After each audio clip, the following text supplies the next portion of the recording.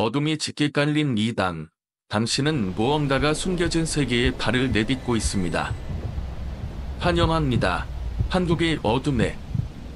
이곳은 잊혀진 과거와 영원히 떠나지 못한 염원들이 얽히고 설킨 곳입니다.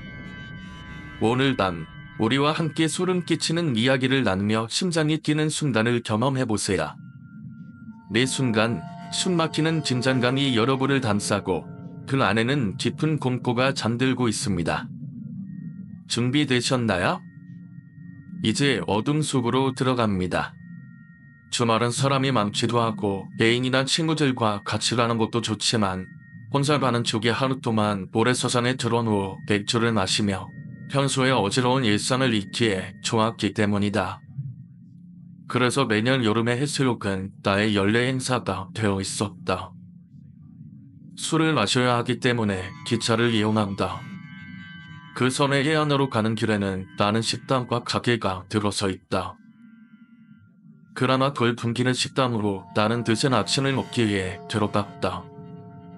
평일이라고는 하지만 학교가 여름방학에 들어갔기 때문에 꽤나 붐볐다. 옆 좌석에는 한 엄마가 딸을 데리고 앉아 있었다. 딸은 초등학교 3, 4학년 정도 되어 보였다. 혼자 밥을 먹고 있으니 엿들을 생각은 없었는데 원치 않게 옆자리 모녀의 대화가 귀에 들려왔다. 엄마, 우리 아빠 떨어지고 얼마나 지났지? 딸의 질문에 엄마는 괴로운 듯한 목소리로 대답했다. 벌써 4년째가 되었는데. 두치는 타지로 발령받아 근무하나 보다.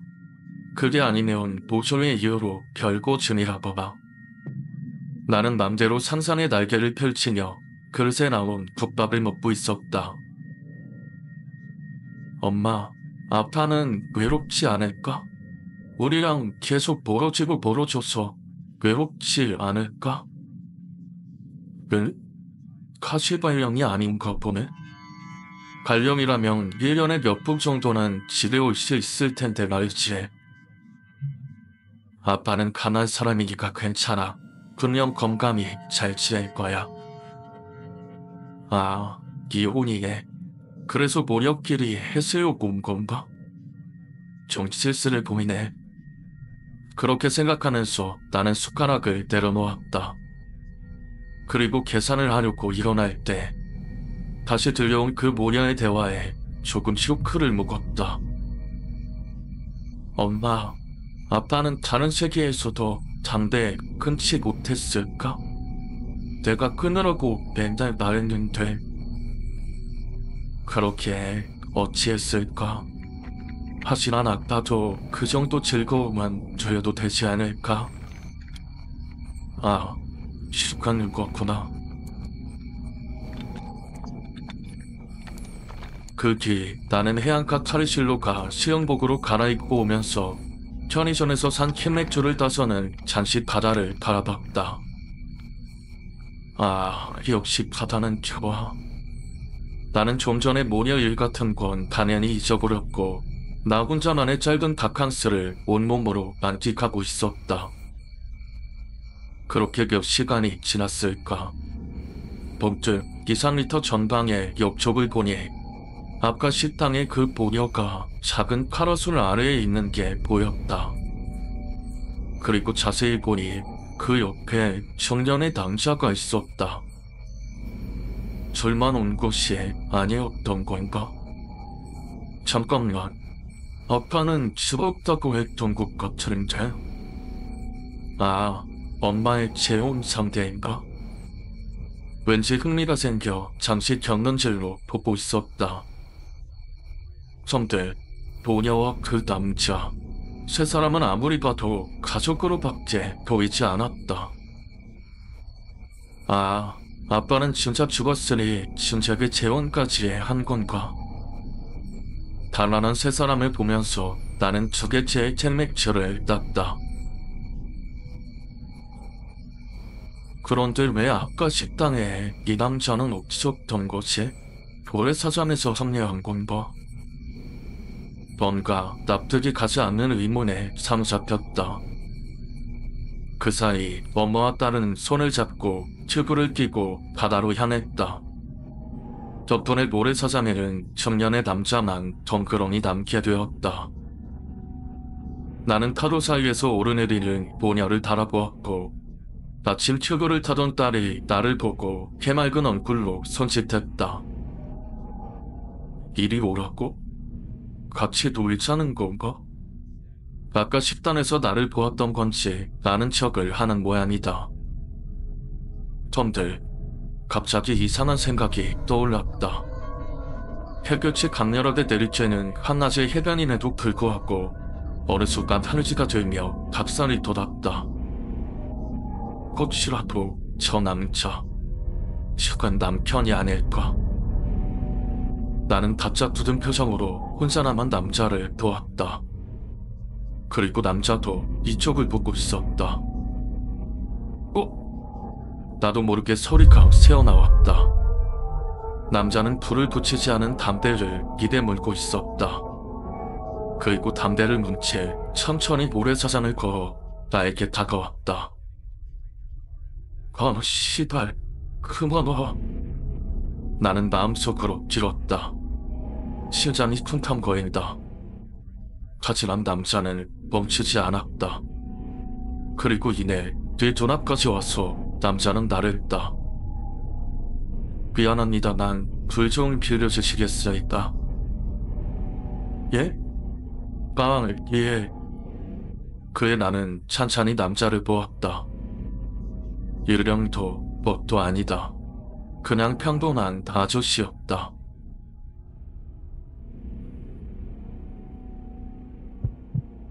주머니에서 라이터를 꺼내 불을 붙여주었다. 그리고 공포에서 해당된 반작용 탓인지 나는 이상하게 나이 많아져 그런저런 이런저런 수다를 넣었다. 내가 소고기에 한창 빠져있을 때였는데 마침 남자는 정육점을 하고 있었다. 나의 이런저런 질문에 답해주더니 나른한 표정으로 남자가 말했다. 그나저나 이렇게 혼자 바다에서 느긋하게 보내는 거 참 좋을 것 같네요. 물론 좋죠. 근데 전 사장님이 가족들 데리고 온 거 보니 부럽네요. 물론 혼자가 좋아서 온 거긴 한데 다음번엔 저도 친구라도 데려와야겠어요. 사실 썩 더럽진 않았지만 인사치레로 그렇게 말했다. 그런데 남자는 잠시 동안 지글씨 내 얼굴을 보고 있었다. 시선을 느낀 내가 고개를 돌리니 남자는 찢어질 듯 눈을 부릅뜨고 있었다.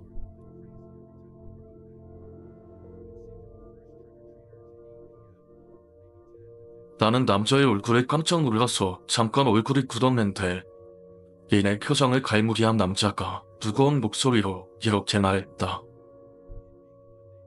가족들 데리고라고 하신다요? 뭐 요즘 유행하는 농담 같은 건가 보군요. 제겐 가족이 없습니다. 제 아내와 딸은 이제 이 세상에 없죠. 4년 전에 딱 이날에 죽었으니까요. 머리가 멍해졌다. 예? 근데 좀 전까지 이렇게 라고 말하면서 나는 정신이 번쩍 들었다. 남자의 엉덩이 밑에 있던 3명 정도 앉을 수 있는 크기로 깔려있던 돗자리가 사라지고 없었다. 남자는 그냥 모래바닥에 앉아있었다. 백이나 파우치 같은 것들도 사라지고 없었다. 당연히 파라솔도 없다. 내가 담안에서 두리번거리고 있을 때도 남자는 계속 나를 보고 있었다.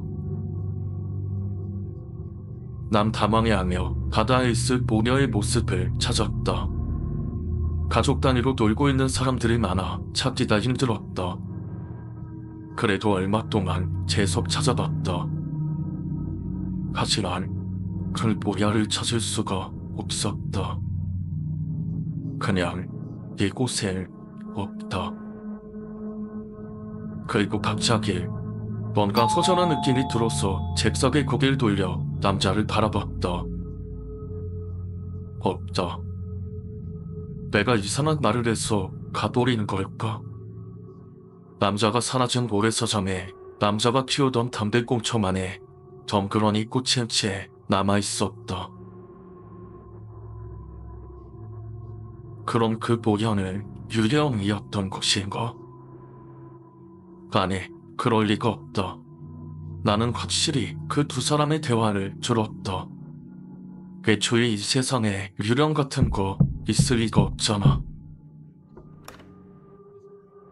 나는 맥주의 취기와 함께 생각을 너무 많이 한 탓인지 피로가 밀려와 해변에서 잠들었다.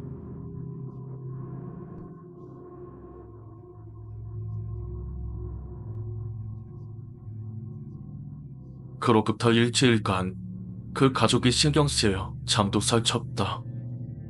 그래서 작정하고 4년 전에 기사를 미친 듯이 뒤지기 시작했다. 너무 오버하는 건지 모르겠지만 일단은 이 답답함을 해소할 무언가가 필요했다. 주로 찾는 것은 예를 들면 모녀가 등장하는 교통사고라든지 자다에서 빠져나오지 못했다든지 하는 기사들 위주로. 그리고 어느 순간 발문이 박혔다.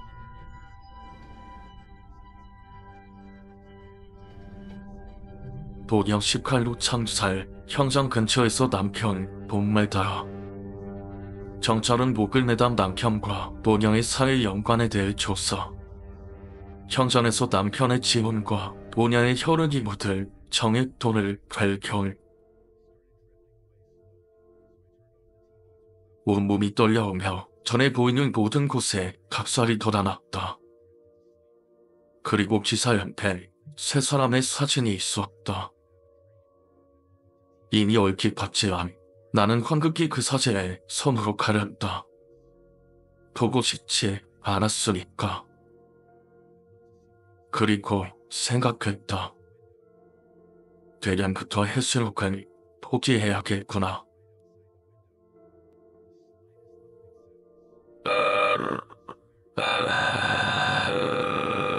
어둠 속 숨겨진 이야기를 끝까지 함께해 주셔서 감사합니다. 이 이야기가 여러분에게 새로운 공포를 선사했다면 좋아요와 공유, 그리고 댓글로 여러분의 생각을 남겨주세요. 한국의 어둠은 여러분의 소중한 관심과 참여로 더욱 깊고 오싹한 이야기들을 전해드릴 수 있습니다.